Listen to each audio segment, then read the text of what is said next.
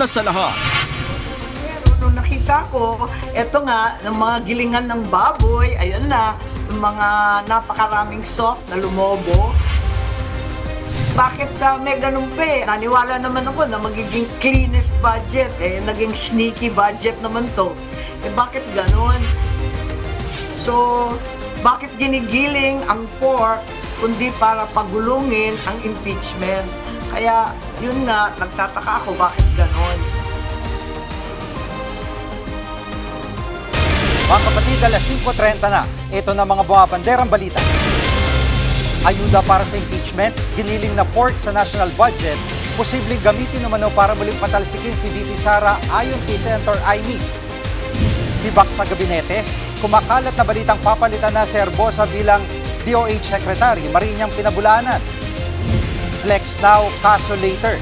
Police General kinasuhan dahil sa pagsusuot ng sapatos na nagkakahalaga na mahigit 70,000 pesos. Alerto sa Mayon, mahigit 3,000 residente inilikas na sa gitna ng pag-alburuto ng Bulkang Mayon.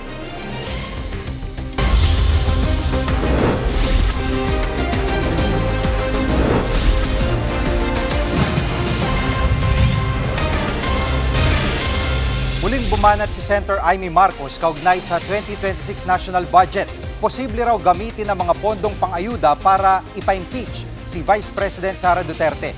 Live mula sa TV5 Media Center, nangunguna sa balita si News 5 Senate Correspondent Mean Los Baños. Mean, paano raw magagamit itong ayuda para pagulungin naman ang impeachment complaint? Gigi, naghihinala nga si Senator Amy Marcos na baka kaya daw nagmistulang giniling na baboy yung 2026 budget ay para baka daw magamit sa ilang politikal na aktibidad. Kabilang na dyan yung 2 eleksyon na gagawin ngayong taon, yung BARM at barangay elections, at baka pati daw doon sa pagpapagulong ng impeachment complaint laban kay Vice President Sara Duterte. So himayin natin, paano ba mangyayari yan? Ang sinasabi kasi ni Senator Amy, tinapyasan ng budget yung ilang malalaking proyekto ng ating ilang ehensya ng gobyerno at dinala o inilipat doon sa ilang mga ayuda na tinawag niyang soft pork. So ano-ano ba yung mga soft pork, Jiggy? Nandyan yung AICS o yung Assistance to Individuals in Crisis Situation. Nandyan yung TUPAD o yung tulong para sa mga displaced workers, at nandyan din yung MAIFIP o yung medical aid. Kasama na rin yung mga farm-to-market roads. Isa rin yan sa tinukoy ni Senator Amy Marcos na questionable. May nakuha nga raw siyang impormasyon na di umano na pangakuan na raw ng soft pork yung ilang mga kongresista na magmumula sa pondo ng ayuda, kasama na nga dyan yung mga farm-to-market roads. Gayunpaman, mismo si Senator Amy Marcos, dahil bahagi siya, Jiggy, at miyembro siya ng Bicameral Conference Committee na nagsinsin dyan sa budget na yan, natanong natin siya, so may pinag-usapan bang impeachment nung binubuo niya yung budget? Sabi niya wala. Wala rin naman talagang napag-usapang politika or impeachment nung binubuo nila yung budget. Pero until now, nagtataka daw siya bakit katutak na ayuda yung nakapasok sa 2026 budget at kung magagamit ba yan sa pamumulitika. Narito ang bahagi ng pahayag ni Senator Amy Marcos. Napipilitan lang ako at talagang maging malisyoso. Ang totoo, hindi naman talaga napag-usapan sa budget. Pero nung nakita ko, eto nga, ng mga gilingan ng baboy, ayan na, yung mga napakaraming soft na lumobo. Hindi ko alam bakit may ganun pa eh. Ang sabi kasi, naniwala naman ako na magiging cleanest budget, naging sneaky budget naman to. Bakit ganon? So, bakit ginigiling ang pork kundi para pagulungin ang impeachment? Kaya, yun nga, nagtataka ako bakit ganon. Jiggy, nilinaw na ng palasyo kahapon pa na wala silang planong makialam kung meron mang anumang grupo ang may plano na maghain muli ng impeachment complaint kay Vice President Sara Duterte dahil jurisdiction na yung usapin ng impeachment ng Senado at ng Kamara. At dahil sa sinasabi ni Senator Amy na may soft pork itong budget, ay may plano ba itong dalhin niya sa Korte Suprema? So far, Jiggy, bagamat maraming question, maraming concern sa Senator Amy Marcos sa 2026 national budget, she's not at a point na iaakyat ito sa Korte Suprema. Wala siyang balak sa ngayon na iakyat yung issue na yan sa Korte Suprema. At tila natawa nga siya dun sa mga vinito ni Pangulong Bongbong Marcos na items sa budget na nakapaloob sa unprogrammed appropriations. Kasi pag sinabi mo daw na unprogrammed appropriations, wish list lang naman yan. So tila minaliit niya yung mga vinito na items ng Pangulo. At meron din siyang mensahe sa kanyang kapatid na si Pangulong Bongbong Marcos na hindi daw niya nakita nitong nakaraang Pasko. Pakinggan natin, Jiggy. Ang message ko sa aking kapatid, 2 taon na lamang at talagang pinaglaban natin to. Sayang naman at nauwi sa ganito. Ano bang message ko? Mahirap magpadala ng message hindi masyado nakikinig. Jiggy, paulit-ulit na dinidepensahan ni Senate Finance Committee Chairman Win Gatchalian ang pumasang 2026 national budget. Corruption-free at hindi raw yan sneaky, lalo na't naging transparent yung proseso mula sa committee hearings hanggang sa deliberasyon ng parehas na kampo ng Kamara at ng Senado sa kanilang mga plenaryo at sininsing mabuti ng Bicameral Conference Committee bago ipasa, bago ratipikahan at ipapirmahan sa Pangulo. Yan muna ang latest mula sa Senado. Balik sa iyo, Jiggy. Yan pong ulat ni Menlos Baños live mula sa TV5 Media Center. Pumalag ang ilang kongresista sa payag ni Senator Amy Marcos na gagamitin ng anyay soft pork para ipa-impeach si VP Sara. Live mula sa Batasang Pambansa, nangunguna sa balita si News 5 House Correspondent Marian Enriquez. Marian, anong reaksyon ng mga congressman? Yes, Jiggy, isa nga doon sa mga nakausap ko tungkol dyan ay si House Committee on Public Accounts Chairman at Bicol Soro Party List Representative Terry Ridon. Hindi raw totoong nakasalalay sa ilang proyekto yung pagtutulak ng impeachment complaint laban kay Vice President Sara Duterte. Nanindigan din itong si Ridon na dapat sagutin ng bise yung umano'y irregularidad sa paggastos ng confidential funds. Pakinggan natin itong pahayag ni Congressman Ridon. The basis for the impeachment last year has not changed actually for 2026. So if House members or civil society would want to file it again as soon as the 1-year ban is finished, I think they are free to do so. At Marian, ano ang masasabi ng Makabayan Bloc na nagpaplano magsampa ng impeachment laban kay VP Sara dito sa mga binabanggit ni Senator Amy? Jiggy, sabi nga ni ACT Teachers Party List Representative Antonio Tino, wala namang malinaw na inilaang pondo para sa impeachment. Hindi nila yan nakita or natalakay doon sa 2026 budget deliberation. Pero aminado siyang nagagamit yung pondo ng bayan sa pag-incentivize umano sa mayorya para nga suportahan kung ano man yung itinutulak ng administrasyon at para gipitin umano yung mga kaaway ng Malacanang. Pero muling nanindigan itong si Tino na dapat papanagutin si VP Sara. Narito ang pahayag ni Congressman Tino. Talagang may pagwaldas na nangyari sa daan-daang milyong confidential funds at talagang dapat na mapanagot siya through impeachment as well as through other means.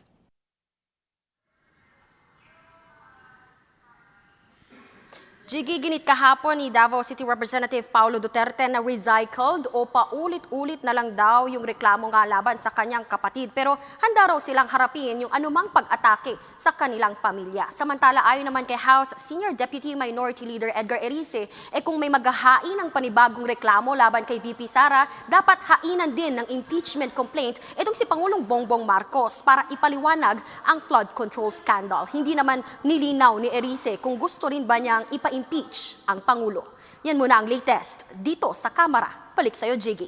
Yan ang ulat ni Marian Enriquez live mula sa Batasang Pambansa.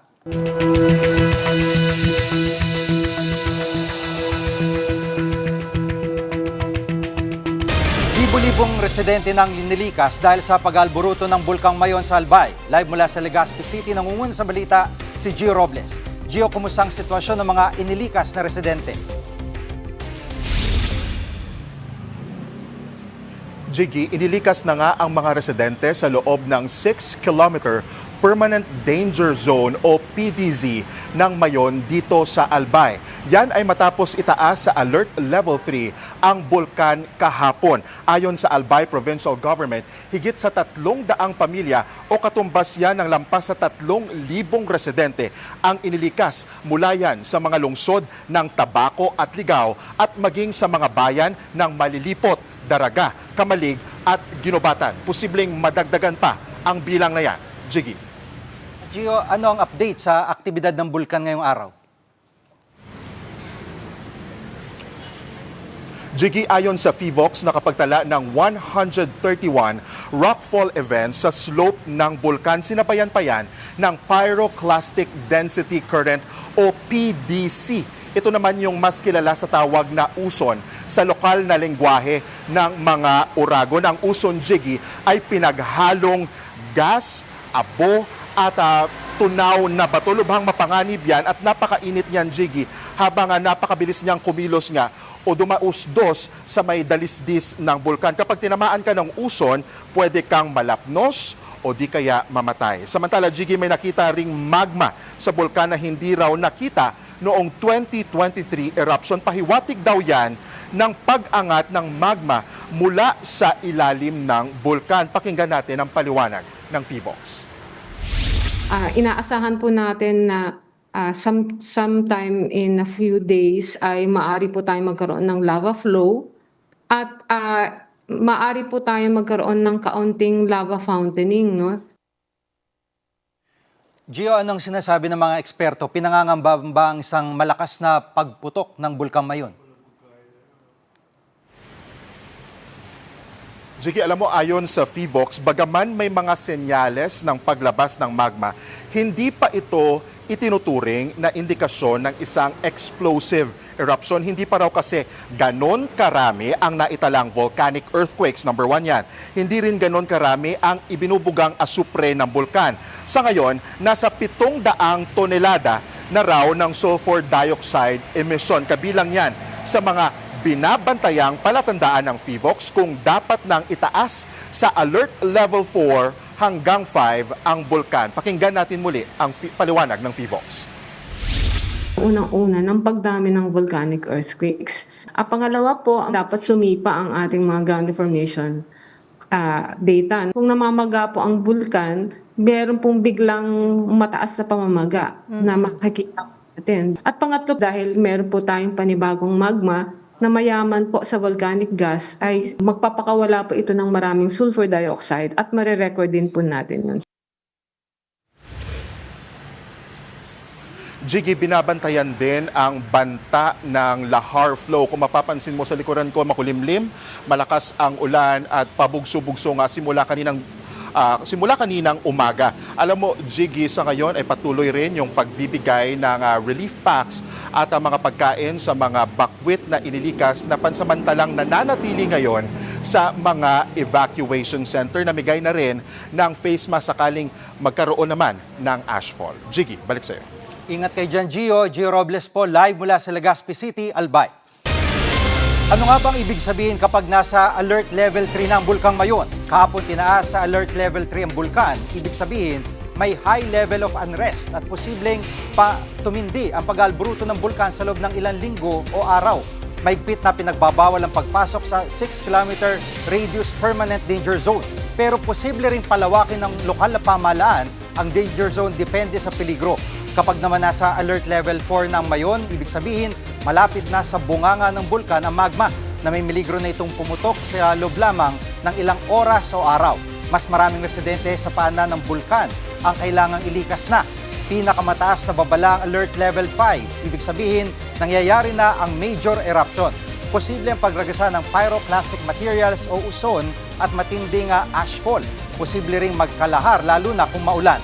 Bukod sa paglikas sa mga residente sa danger zone, pinaiiwas din ang publiko sa mga river channel at mabababang lugar na pwedeng daluyan ng lava at lahar. Susunod, ilang deboto ng mahal na pong Jesus Nazareno maghapong pumila para sa palik. At mga politiko bawal ng umepal sa pamimigay ng medical assistance. Diyan lang kayo mga kapatid, dapat una sa lahat.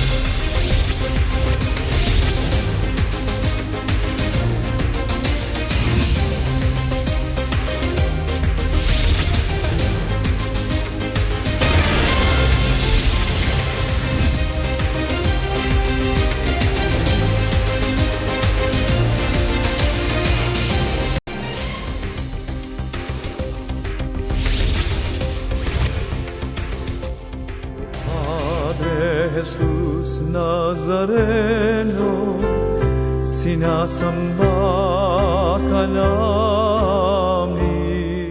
Ilang sandali na lang magsisimula na ang pahalik sa mahal na pong Jesus Nazareno. Live mula sa Quirino Grandstand sa Maynila, nangunguna sa balita si Ian Suyu.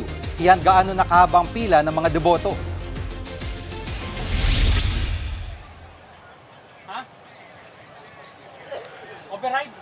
Jiggy, humigit kumulang 1 oras na nga lang ang natitira ay magsisimula na yung taunang pahalik para sa pista ng Poong Jesus Nazareno dito sa Quirino Grandstand. At yung iba nga nating mga kapatid na deboto, kahapon pa lang, umabot na nga hanggang sa Rojas Boulevard yung haba ng pila mula dito sa entrada yan ng Quirino Grandstand. Sa kabila nga ng tirik ng araw, matyaga talaga sila at walang sawang naghihintay. Ang ilan nga naglatag na ng mga higaan at pansamantalang upuan habang nakapila. Kumpara noong nakaraang taon, mas organisado na yung isinagawang pagsasaayos dito sa pahalik.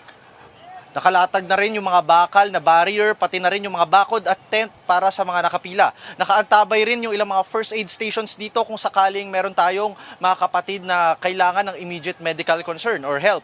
Kanina nagsagawa ng send-off ceremony para sa mga miyembro ng PNP at iba pang mga force multipliers na magsisilbing additional na tulong para sa pahalik.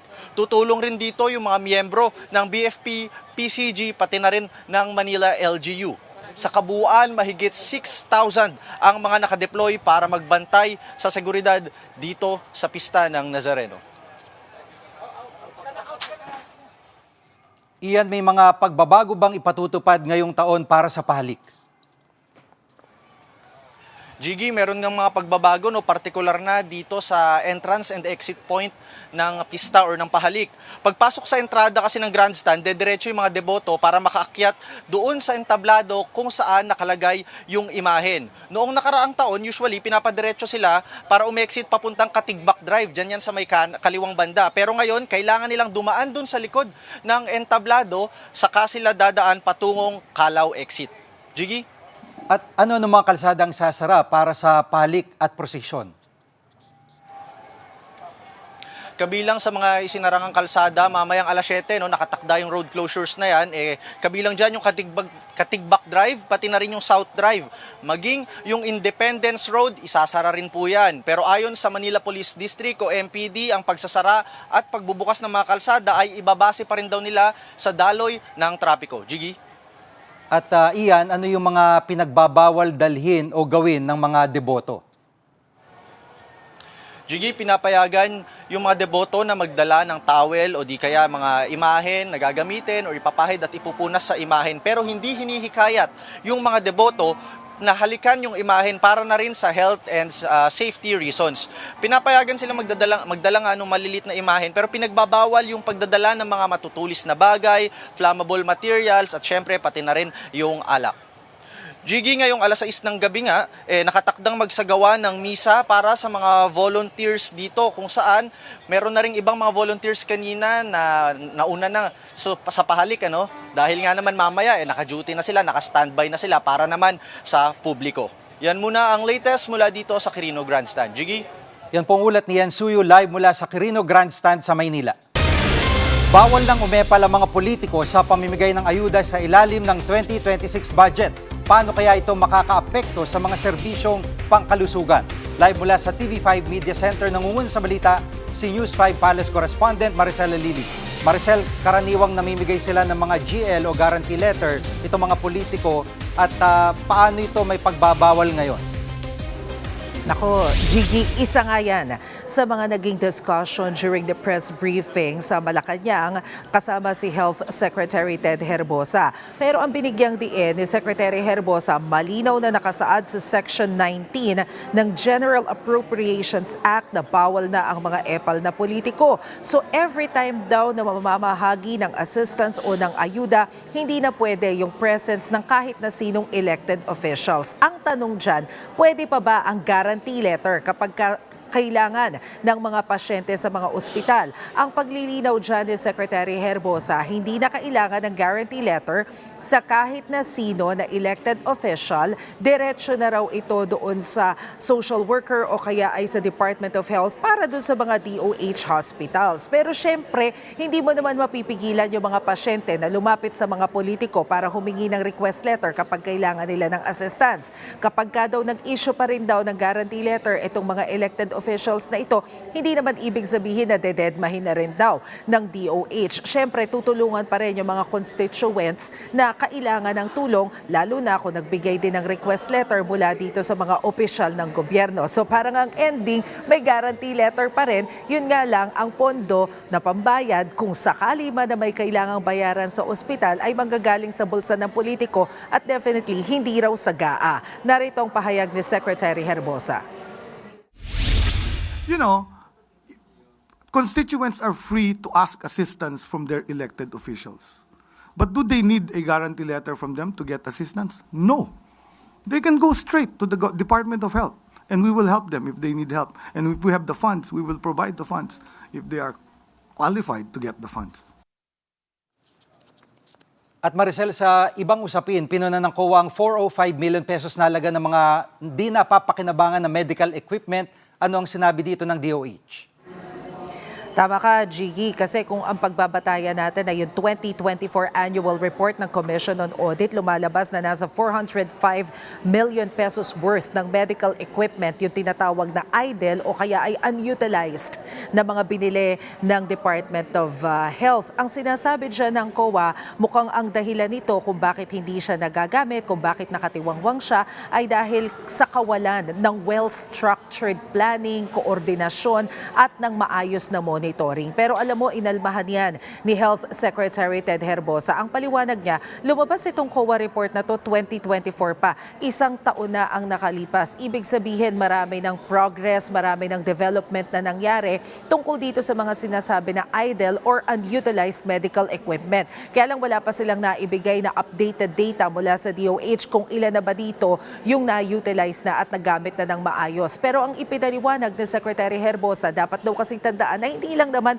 DOH yung nagpapatupad ng mga programa under sa budget na ito. Nariyan din daw ang LGU, nariyan ang DPWH, ang regional offices. Kanya-kanyang contractor yan, kanya-kanyang pagharap sa mga hamon. Iba-iba rin kasi yung mga challenges per provinces, per area. So ito marahil yung isa doon sa mga dapat ikonsidera kung bakit nagkakaroon ng delay. Narito ang paliwanag ni Secretary Herbosa. This is a COA report of December 31, 2024. So released in 2025. So you have to understand there was a whole year of 2025 to fulfill the implementation of all those programs. So I still have to check if it's still 405 million that has not been installed. I will bet na-install na ang karamihan noon. So take into consideration that when you're reporting that, take the date and time that the COA did the observation. At Maricel, may super flu na tinatawag ang DOH ngayon. Paano ba dapat mag-ingat ang mamamayan? Ang sabi ng Department of Health tungkol dito, Jiggy, hindi raw dapat maalarma, walang basehan para ipangamba itong sinasabi na super flu kung dito sa Pilipinas yung pagbabasihan natin. Dahil ang mga kondisyon na ito, kalamitan daw na makikita doon sa mga malalamig na lugar, kabilang na yung Northern America at United Kingdom. So kung si Secretary Herbosa ang tatanungin, ang dapat na mas magdoble ingat ay yung mga kababayan natin na may planong bumiyahe papunta dyan sa North America, sa UK at iba pang malalamig na bansa dahil mas malaki yung tsansa nila na mahawa dito sa tinatawag na super flu. Totoo daw kasi na merong mga bagong variant na nakikita. So kung nagbabalak daw na bumiyahe dyan sa mga nasabing lugar na yan, mas maigi magpabakuna muna nitong North Hemisphere vaccine para magkaroon sila ng immunity. Dito naman sa Pilipinas, ang sinasabi ni Secretary Herbosa, meron na rin daw tayong natukoy na 17 kaso nitong super flu nung nakaraang taon, mga sometime in July July or August daw. Pero lahat naman daw ng kasong ito ay gumaling.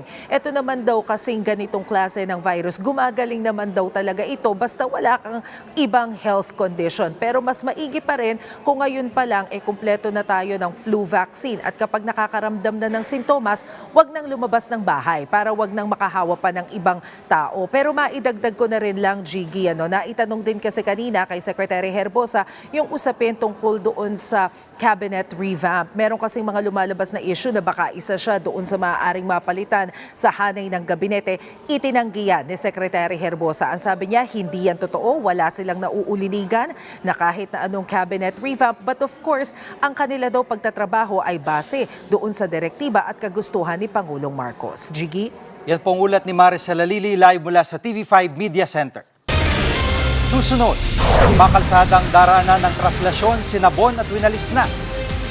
At pagkamatay ng Vice Mayor ng Dueñas, Iloilo, case closed na ayon sa DILG. Huwag kayong bibitiw, dapat una sa lahat.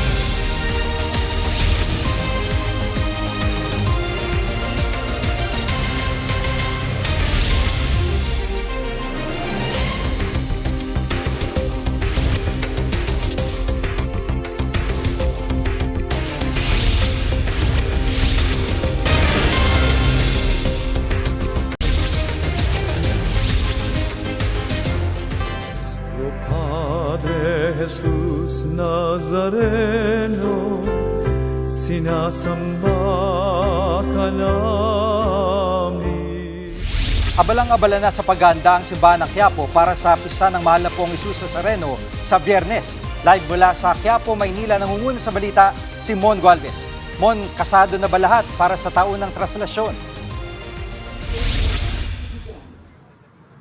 Oo, Gigi, sa katunayan, nilinis na nga ng mga otoridad itong mga kalsada sa paligid ng Quiapo Church. Kaninang umaga, winalis at sinabon pa nga ng mga tauhan ng lokal na pamahalaan ng Maynila yung ilang kalyeng daraanan mismo ng traslasyon. Pinaalis na rin muna dito ang ilang mga nagtitinda sa kalye. Habang sa press conference kanina, binigyang diin ng organizers na bawal sumampa sa andas. Pakinggan natin ang kanilang pahayag. Mas pinaiksiho natin ang krus para mas kumakaunti ang lumalambitin sa likuran nito. Ang layunin po natin dito ay proteksyonan ang ating imahen at huwag maapektuhan ang katawan ng ating mahal na Senyor. Alam mo, Gigi, mga kapatid, mga kabataan daw yung madalas na nagpupumilit na sumampa sa mismong andas na nauuwi naman sa sakitan. Kaya pakiusap nila sa mga nakatatandang deboto, bantayan at pigilan na rin ang mga kabataan na magtatangkang umakyat pa rin sa andas. Gigi. Mon, para sa seguridad sa traslasyon, paano ito pinagandaan ng mga otoridad? Yes, Gigi, actually nasa 15,000 kapulisan ang nakatakdang i-deploy sa buong traslasyon. Manggagaling yan dito sa Metro Manila. Meron din naman coming from Central Luzon at saka sa Calabarzon. Meron ding 4 na ihos police na ipopwesto sa magkabilang gilid na itaas na bahagi naman ng andas. Pagbabawalan din ang lahat ng deboto sa Ayala at Palangka Bridge, maging sa kanto ng Ross Boulevard, Katigbak Drive at Burgos Street. Narito ang paliwanag ng Manila Police District kung bakit gagawin yan. Pakinggan natin. Kung ma-overwhelm po yung ating mga kapulisan at masyadong marami yung mga deboto, hahayaan na lamang po natin sila pero i-guide po natin sila na i-clear pa rin yung loob po ng Ayala Bridge kasi very crucial, very critical po yung lugar na yan na kung saan kung may ipon dyan ang napakaraming deboto na dyan po tatagal yung procession natin. At Mon, yung mga tulay na daraanan ng traslasyon, paano tiniyak ng mga otoridad na magiging ligtas ito? Nako, magandang concern nga yan. No? Well, tiniyak naman, Gigi, ni Manila Mayor Isko Moreno na nakakuha ng certification mula sa DPWH ang lokal na pamahalaan para masiguro nga na itong mga tulay na daraanan sa traslasyon ligtas o talagang fit na madaanan ng mga mabibigat na bagay sa katao. No? Kaya wala raw dapat ipangamba Paalala naman ni Yorme Isko, no, bawal ang pagbebenta at pag-inom ng alak maging ang pagpapaputok sa mismong araw ng pista. Nag-last minute inspection pa nga kanina si Mayor Isko sa paligid nitong simbahan. Pakinggan natin ang pahayag ni Manila Mayor Isko Moreno. Kung sa ledgi-ledgi lang sila, maaaring uunawain natin sa mga maghaharimunan. Huwag na kayo nagkakalat na mga stick, no, na maaaring makasugat sa mga paa ng mga deboto. Sa huli, Jiggy, siniguro naman ng pamunuan ng simbahan na handa sila sakaling malampasan pa yung mahigit 8 milyong debotong nakiisa sa traslasyon noong nakaraang taon. At talagang in-expect na rin, no, yung pagdami rin, hindi lamang sa mismong sasama ng prosesyon, kundi yung mga mananatili dito sa simbahan ng Quiapo na kung saan magsisimula na bukas ng alas 3 ng hapon ang oras-oras na misa na kung tawagin nga ay Fiesta Masses hanggang alas 11 na yan ng gabi ng 9 ng Enero. Yan muna ang latest. Balik sa iyo, Jiggy. Mon Galvez po, live mula sa Quiapo, Maynila. Sa ibang balita, tinuturing ng case close ang pagkamatay ni Dueñas Iloilo Vice Mayor Amy Paz Lamasan na aksidente manong nabaril ang sarili. Ayon kay DILG Secretary John Vic Remulla, lumabas sa pagsasadula mga testimonya at investigasyon na aksidente nga nangyari sa vice-alkalde. Ginit din ni PNP Chief General Jose Melencio Nartates na wala silang nakitang motibo para patayin si Lamasan. Malabo rin daw na nagpakamatay ito. Gayunman, magpapatuloy pa rin daw ang investigasyon sa lahat ng posibleng anggulo. Nadala pa sa ospital si Lamasan noong December 30 pero pumanaw rin siya kinabukasan. Si Vice Mayor ay hindi involved in any way sa flood control. There is no political angle. She was not undergoing depression. So we ruled out suicide, we ruled out homicide, and we are now into the conclusion na accident ng gunfire. Susunod, yung Police General na nag-flex ng mamahaling sapatos, kinasuhan. Huwag kayong bibitiw, dapat una sa lahat.